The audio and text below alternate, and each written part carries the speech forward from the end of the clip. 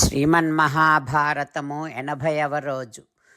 ఓం అస్మద్గురుభ్యో నమః. నారాయణం నమస్కృత్య నరం చైవ నరోత్తమం దేవీం సరస్వతీం వ్యాసం తతో జయం ఉదీరయేత్. శ్రీమన్మహాభారతము ఆదిపర్వము 74వ అధ్యాయము ద్వారా సూత మహానుభావుడు శౌనకాది మహర్షులందరికీ ప్రవచనం చేస్తూ ఈ రకంగా చెబుతూ ఉన్నాడు. ఓ మహర్షులారా, వైశంపాయన మహర్షి జనమేజయ మహారాజుకు ఉపదేశం చేస్తూ ఇలా చెబుతూ ఉన్నాడు. ఓ రాజా, శకుంతల కుమారుడు సర్వదమనుడు ఇక యవ్వరాజ్యాభిషేకానికి యోగ్యుడయ్యాడు అని గమనించినటువంటి కణ్వ మహర్షి శకుంతలతో ఈ రకంగా అంటూ ఉన్నాడు. ఓ అమ్మాయి, స్వయం నాయాతి మత్వాతే గతం కాలం శుచిస్మితే. దుష్యంతుడు రావటం లేదు అనేటటువంటి ఆలోచన చేస్తూ ఉండటం కంటే నువ్వే అతని దగ్గరకు వెళ్ళు, నీ కొడుకును తీసుకొని వెళ్ళు. నా పాదాల మీద ఒట్టేసి చెప్తున్నాను, నేను చెప్పింది కాదనకు అని కణ్వ మహర్షి శకుంతలతో చెప్పి మణుమడిని కౌగిలించుకొని శిరస్సు మీద ముద్దు పెట్టుకొని, నాయనా సర్వదమన, దుష్యంతుడు నీ తండ్రి, నీ తల్లి అతనికి పట్టపు రాణి. వెళ్ళి ఆ రాజుకు అభివాదము చేసి యవ్వరాజ్యాన్ని పొందు, పరంపరగా వస్తూ ఉండేటటువంటి రాజ్య పరిపాలన చెయ్యి అని మణుమడితో చెప్పి మళ్ళీ శకుంతలతో, ఓ శకుంతల, నేను చెప్పేది నీకు కొంచెం కష్టమే అనిపించినా మంచిని కలిగిస్తుంది. నువ్వు పతివ్రతవు, పతిని వెతుక్కుంటూ వెళ్ళు. అట్లా చేయకుండా సాధించేదేమీ లేదు శకుంతల. సకల దేవతలు ఆపద సమయాల్లో పతివ్రతలను ఆదుకుంటారు అని కణ్వ మహర్షి శకుంతలతో చెప్పి ఇక శిష్యులతో ఈ రకంగా అంటూ ఉన్నారు. ఓ శిష్యులారా, మీరంతా వెళ్ళి శకుంతలను, ఈ బాలుడిని రాజుగారి దగ్గరకు చేర్చండి. నారీణాం చిరవాసోహి బాంధవేషు నరోచతే. బంధువుల దగ్గర స్త్రీలు ఎక్కువ కాలం ఉండటం మంచిది కాదు. అలా ఉంటే స్త్రీ కీర్తికి, నడవడికకు, ధర్మానికి కూడా హానికరం అని కణ్వుడు అనగానే అప్పుడు ఆ బాలుడు, అమ్మా, నువ్వింకా ఆలస్యం చేస్తున్నావేమిటమ్మా, రాజభవనానికి వెడదామురా అని ఆ బాలుడు అని కణ్వ మహర్షి పాదాలకు నమస్కరించి ఇక బయలుదేరాడు. శకుంతల కూడా తండ్రికి నమస్కరించి చేతులు జోడించి ప్రదక్షిణ చేసి తండ్రితో ఈ రకంగా అంటుంది. ఓ తండ్రి, తండ్రి అనే చనువుతో అజ్ఞానము వలన ఏమైనా నేను పొరపాట్లు మాట్లాడినా, అసత్యం చెప్పినా, చేయకూడనటువంటి పనులు చేసినా, నీకు ఇష్టము లేనటువంటి పనులు చేసినా నన్ను క్షమించవా అని అనగానే కణ్వ మహర్షి తలదించుకొని ఏమీ మాట్లాడలేదు. మనుష్య స్వభావాత్ కణ్వోపి ముని అశ్రూని ఆవర్తయత్. మనుష్య స్వభావము వలన మహర్షి కూడా కన్నీరు పెట్టుకున్నాడు. ఇక వెంటనే కణ్వ మహర్షి తన ఆశ్రమంలో ఉన్నటువంటి మునులందరినీ పిలిపించి, ఈ శకుంతల ఎవరో కాదు, నేను ఎంతో ప్రేమతో లాలించి పెంచుకున్నటువంటి నా కూతురు. వనంలో పుట్టింది, వనంలోనే పెరిగింది, ఏమీ తెలియని పిల్ల. మీరంతా ఈ శకుంతలను జాగ్రత్తగా రాజభవనానికి తీసుకొని వెళ్ళండి అని అనగానే ఆ మునులంతా సరే అని బయలుదేరారు. ఆ మునులు చాలా గొప్ప మునులు. అందులో కొందరు జలాన్ని మాత్రమే స్వీకరిస్తూ తపస్సులు చేసుకునేవారున్నారు, కొందరేమో గాలిని మాత్రమే పీలుస్తూ తపస్సు చేసేవారున్నారు, కొందరు ఫలమూలాదులను మాత్రమే స్వీకరిస్తూ తపస్సు చేసుకునేవారున్నారు. ఇక చాలామంది ఇంద్రియ నిగ్రహము కలిగినటువంటి వారున్నారు. కొందరైతే వారి వారి తపస్సుల వలన వారి శరీరాలు కృషించి నవనాడులు కనిపిస్తున్నాయి. అట్లాంటి మునులు ఉన్నారు. ఆ గొప్ప మునులందరూ కలిసి శకుంతలతో ఆ కుమారునితో రాజభవనానికి వెడుతూ ఉన్నారు. రాజ్యాన్ని చేరుకున్నారు. ఆ కుమారుడితో పాటు శకుంతలను రాజభవనములోనికి ప్రవేశింపచేశారు. ఇక మునులందరూ వెనక్కి బయలుదేరారు.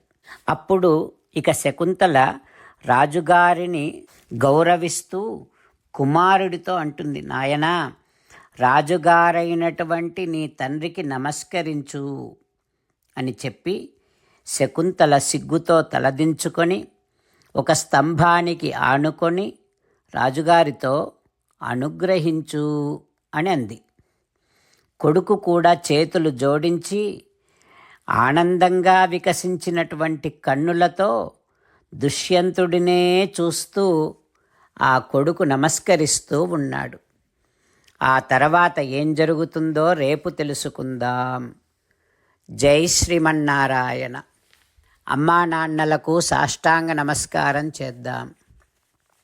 మన ఆచార్యవర్యుల శ్రీచరణారవిందములకు సాష్టాంగ నమస్కారం చేద్దాం. శ్రీ వేదవ్యాస మహర్షుల వారి దివ్య పాదారవిందములకు సాష్టాంగ నమస్కారం చేద్దాం. శ్రీ విఘ్నేశ్వర స్వామి వారి శ్రీచరణారవిందములకు సాష్టాంగ నమస్కారం చేద్దాం.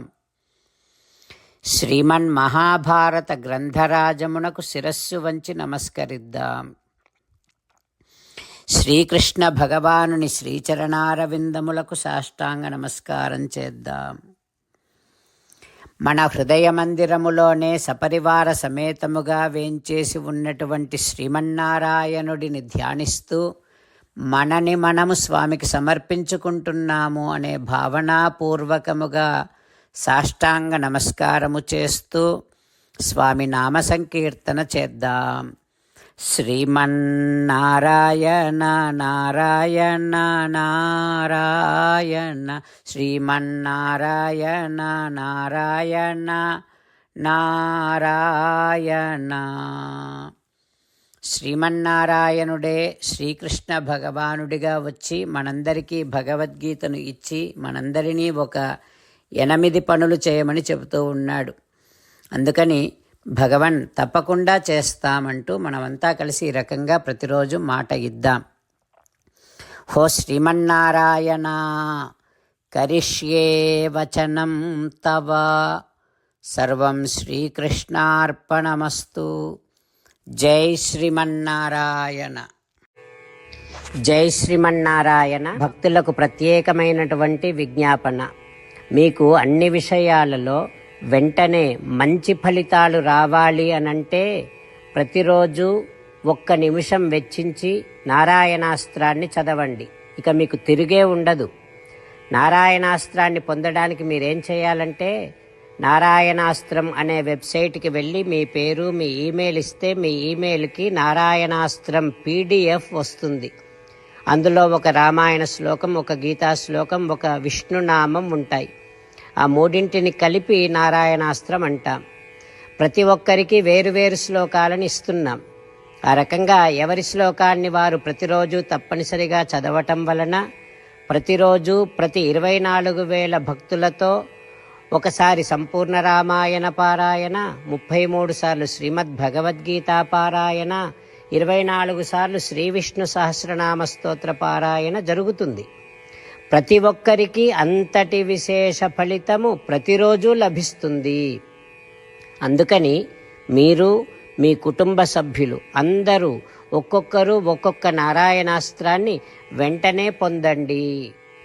జై శ్రీమన్నారాయణ. శ్రీమద్ భగవద్గీత సారాంశముగా 18వ అధ్యాయములో 65 నుంచి 69 శ్లోకముల ద్వారా శ్రీకృష్ణ భగవానుడు మనందరినీ ఒక 8 పనులు చేయమని చెబుతూ పరమాత్మ ఈ రకంగా అంటూ ఉన్నాడు. ఎవరెవరైతే నేను చెప్పిన ఈ 8 పనులు చేస్తారో వారందరూ నాకు చాలా ఇష్టమైన వారవుతారు. అప్పుడు వారిని నేను సకల పాపముల నుండి, సకల దుఃఖముల నుండి విముక్తులను చేసి నా అంతటి వారిగా చేసుకుంటా, తరగని ఆనందాన్ని అనుభవింపచేస్తా.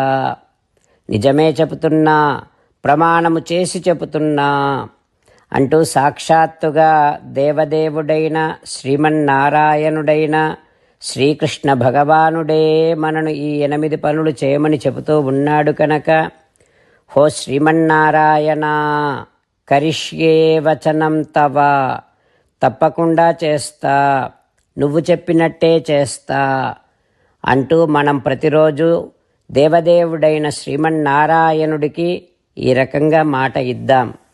హో శ్రీమన్నారాయణ, నువ్వు చెప్పినట్టే నేను నిన్నే సంతతము ధ్యానము చేస్తూ ఉంటా. హో శ్రీమన్నారాయణ, నువ్వు చెప్పినట్టే నేను నీ భక్తుడిగానే ఉంటా.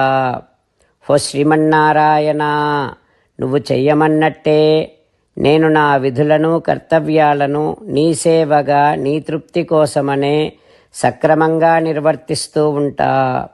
హో శ్రీమన్నారాయణ, నువ్వు చెప్పినట్టే నేను నీవాడిని అనే మహావిశ్వాసాన్ని సంతతము కలిగి ఉంటూ నా హృదయములో నీకే నమస్కరిస్తూ ఉంటా.